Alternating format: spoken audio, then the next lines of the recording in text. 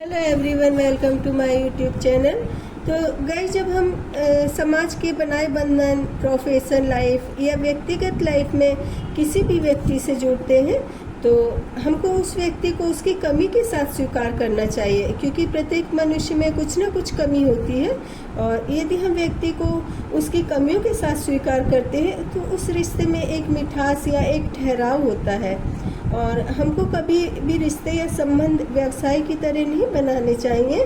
और मैं बता दूं कि मैं खुद भी बहुत गरीब घर से हूँ और मेरी जितनी भी फ्रेंड्स थी कॉलेज और स्कूल लाइफ की, तो वो बहुत ज़्यादा रिच थी, लेकिन फिर भी वो मुझे किसी तरह की कोई कमी महसूस नहीं होने देती थी। और मैं बहुत ज़्यादा तुनक मिजाज थी, लेकिन वो हमेशा मेरे साथ में एक फ्रेंड की तरह, एक मेरी सिस्टर की तरह ही रहती थी। तो गैस, कुछ रिश्ते ऐसे होते हैं कि ये अपनों को खुश रखने के लिए और आरामदायक ज़िंदगी देने के लिए अपना सारा जीवन, अपनी सारी ख्वाहिशें और उम्र के हर पड़ाव को हम पर खर्च कर देते हैं और अपनों की खुशी में अपनी सारी खुशियाँ और सारी दुनिया देखते हैं। और कई बार हमको नहीं समझ आता कि इस रिश्ते को क्या नाम दें, क्योंकि कभी उनसे बरगद के पेड़ की तरह हमको शीतल छाया मिलती है, तो कभी आशीर्वाद और तजुर्बा मिलता है, और कभी निर्मल पतित पावन धारा की तरह हमारे सपनों और कठिन परिस्थितियों में जीवन की धारा को सही दिशा देने की प्रेरणा मिलती है। और यह रिश्ता इतना सहिष्णुता पूर्ण, संवेदनशील और स्नेह से परिपूर्ण होता है कि हमको समझ नहीं आता कि इस रिश्ते का क्या नाम दें। तो इसलिए इस संसार ने, इस जगत ने इस रिश्ते को नाम माँ का दिया है, क्योंकि माँ के बैंक में भले ही जीरो अकाउंट हो, लेकिन बच्चों के लिए ममता और दुलार से उसके दामन रूपी बैंक में भरपूर रकम होती है। माँ भले ही पढ़ी लिखी ना हो, फिर भी बच्चे के चेहरे को पढ़कर बता देती है कि वह क्या सोच रहा है और उसको क्या परेशानी है। और यदि एक माँ के 4 बच्चे या इससे ज़्यादा भी बच्चे हो तो वह प्रत्येक बच्चे की देखभाल बिना किसी भेदभाव के करती है। एक माँ यदि खर्चे में सबसे ज़्यादा कटौती करती है तो वह अपनी इच्छाओं और अपने शौक़ में, ताकि उसके बच्चों की इच्छाएं अधूरी ना रह जाए, और कम बजट में पूरे महीने का राशन, बिजली का बिल, बच्चों की फीस, त्योहारों पर बच्चों के लिए नए कपड़े, उपहार से लेकर ससुराल पक्ष में भात की रस्म और कई रस्में होती हैं, तो उसमें कपड़े, जेवर, सारा हिसाब एक माँ रखती है।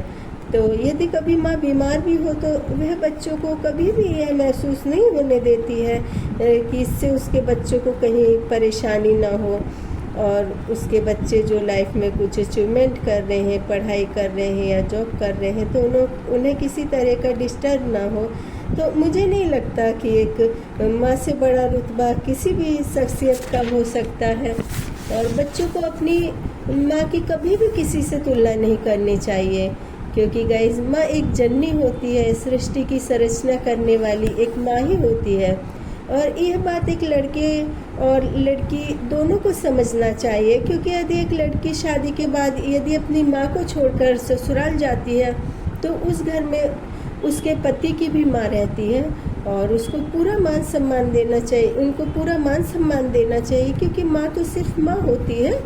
यह किसी रिश्ते या किसी नाम की मोहताज नहीं होती है। और ये जो माँ का कर्ज होता है ना, ये हमारी तमाम उम्र पर ऋण होता है, जो कि किसी भी प्रकार के मूल्य से नहीं चुकाया जा सकता। तो गाइज, हमको हर सुख दुख में अपनी माँ का साथ देना चाहिए, क्योंकि यदि हम माँ से लड़ाई झगड़ा करते हैं, बहस करते हैं, तो हम पर राहु दोष लग जाता है। और राहु दोष काल सर्पयोग, पितृ दोष एवं मंगल दोष और चंद्र दोष को बढ़ाता है, और हमारी प्रगति में बाधा उत्पन्न होती है, और हमारा कैरियर भी एक तरह से रुक जाता है। हम चाहे कितनी मेहनत करें, लेकिन जब हम पर राहु दोष लग जाता है तो हमको सफलता बहुत ही मुश्किल से मिलती है। तो इसलिए कभी हमको लगता है कि हमारी माँ का फैसला गलत है, तो उस वक्त हमको चुप हो जाना चाहिए और बाद में माँ को प्यार से समझाना चाहिए।